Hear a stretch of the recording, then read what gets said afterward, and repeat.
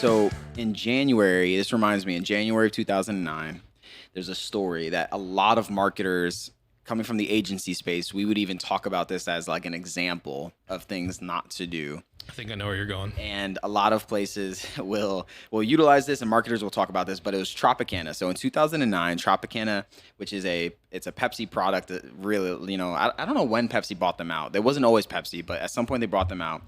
And Pepsi owns so many brands, right? Yeah, Mountain PepsiCo, Dew, all the things. So they wanted to rebrand. They were feeling the tension of, hey, we want to reach a broader audience. We feel like we have a quality product. It comes from like very natural, like it's oranges. We want to tell that story more. We want to communicate the cleanliness of our process and all that stuff. And they wanted their brand to reflect that. So they essentially did a $35 million campaign called Squeeze Its Natural Masterpiece, right? They wanted to communicate the masterpiece behind their craft. They really poured themselves into this campaign. They hired an agency, all this stuff. I like it. Yes, thank you. So they rebranded, and we're all used to seeing for Tropicana, we're used to seeing the epic sort of recognizable orange. Back to because orange juice in 2009 looked different than it does now. Yeah. Everything was still in the cartons. I mean, I think it's still there, but like everybody's kind of gone to those plastic bottles now. It's true. So when you think of Tropicana, you think of sort of the green text, there's a little bit of a gradient there, but you think of specifically an orange with a straw slammed into it. Yeah. And I don't know if you've ever tried to slam a straw into an orange. It doesn't work. And if you try to do that, you're not going to get a ton of juice out of it. But that was recognizable to them, right? A straw with an orange. You could probably do that these days with metal straws. With metal straws, that's true. It's true. We could do a whole podcast on my distaste. Actually, I don't mind metal straws, but actually I do. I lie. Oh. I do, because when you drink from a metal straws and orange juice do not mix. It has a taste. Yeah. Anyway, Tropicana, they rebranded to a very cleanly look. We're gonna put a picture up for all of our listeners who are listening and watching at the same time. But it's this really white box. It's box juice at this point. Haven't gone to the plastic bottles. They take the Tropicana, they make it flat, which was big at that time. It was around 2009, right? So everything was going flat. We talked about this when we talked about iPhones. Yes, everything was going flat. Yeah. Yep. They take away the gradient. They take away the arc, the arch that was on the text. They have this flat green color. It's going vertical across the whole container of juice, right? Nice and big. And they're like, certainly, people are going to recognize this. And they move away from the orange with the straw and simply have a glass of orange juice. Right. And then one of the other changes was that on the actual lid itself, they went from a typical orange lid and they made that lid a little orange. Right. Which cost extra. It costs extra to produce, but I like that change. To me, that's clever. I like that one. It's fun, but at the end of the day, the biggest things and the biggest hiccups for them were confusion at the grocery store. Yeah. People couldn't find their new product because, again, they were trained to look for a certain thing. Yeah. Which is why, if you're a massive organization, big ships do not turn quickly. Yep. You have more to lose the bigger you are, and you need to be careful when you're rebranding. Right. And they lost connection, so the nostalgia was gone. Yeah. It felt like, oh, you just ditched all this heritage and history for this new cool thing. Yeah. And the temptation is always, hey, the grass is greener on the other side.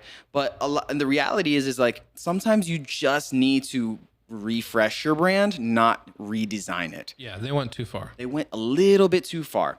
And then I remember like looking at the actual packaging, it almost, because we talked about blands a while ago. Correct. And Which is, just to clarify, a bland is just a text-driven logo. It's very simple. Brand that purposefully leans into a minimalist icon, nothingness. Yeah, their symbols are very minimal.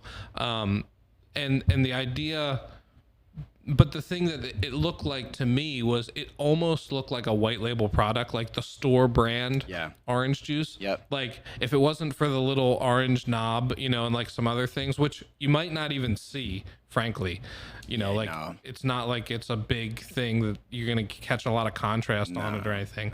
No. It's just a change in shape. So yeah, I think that was the thing, is people were just confused when they went to the grocery store shelves. Right. And they just like, well, where's my Tropicana? Okay, well, I'm going to go, but the thing is if you are in the habit of going to that spot, grabbing the Tropicana, and all of a sudden you're like, is this Tropicana? You start looking around. Looking around is bad if you're the market leader, because they're going to start looking at the prices. Yep. They're going to start looking at the like things that the other packaging is saying and stuff. So what could have been just a habit purchase, like every time I grab the Tropicana, now they've considered other things. You force them into consideration, which is very dangerous, perhaps. And in this case, it led to a significant decline in sales. And the months following the rebrand, essentially Tropicana dropped by 20%, while competitors saw increase, which led to an estimated roughly around $30 million of loss. It says with pulp.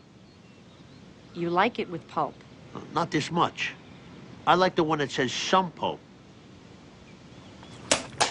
So after they recognized, okay, we made a mistake here, we got to figure out what to do, they backpedaled and quickly reverted to the original branding. Right. And then I think later on, if I'm not mistaken, they actually did a refresh. Sure. But it was very like they stuck to everything. They just cleaned everything up a bit.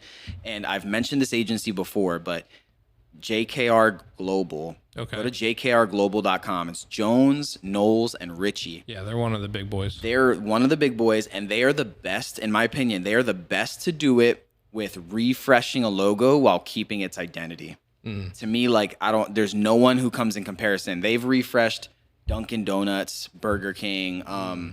They did planters, the seeds, the nuts and stuff. Yeah, they did that one, and it was phenomenal because everything that they do is recognizable. When they show you the tin of almonds or whatever, you're like, that's planters. Right. But you can tell that it's been redesigned. Yeah. And it's powerful and that's the importance also of hiring people that know what they're doing. Yeah.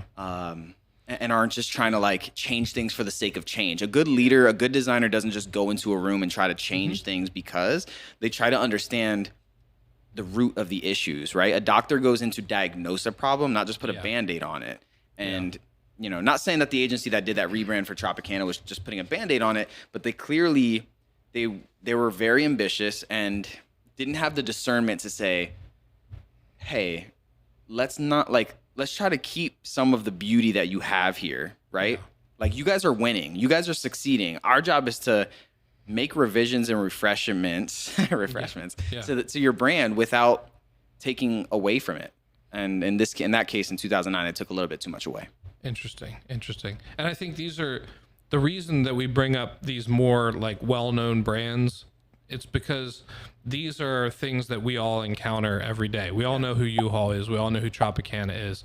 And we can use this as an example to help you understand how branding is so important, even for your local service company. And so we've looked at an example of hey, U-Haul probably could be game for a refresh. To my knowledge, they have not refreshed at all in my lifetime. Probably the biggest refresh they did in my lifetime is starting to do the states things on the side of the truck. Same. At this point, it's kind of we get it. So that would be ripe for a rebrand. And Tropicana, obviously, they did the wrong thing in that they lost their brand identity along the way. They over refreshed. In fact, they didn't refresh. They kind of just said, other than we're gonna keep the color green, but other than that, everything's out the window. Exactly. Okay, I have another example, because one of the things that I think is a common example or a common scenario for business owners is, okay, but I've got a few trucks on the road, or maybe I'm just starting my business. Why do I have to think about brand so much? Why do I have to put all this thought into brand? Sure. And, I would say, well, one thing, if you're just starting out, brand is not day one for you. You know what I mean? Like day one is delivering good services to your network and like starting to build up a reputation. Yeah. Go back to which last. is part of branding.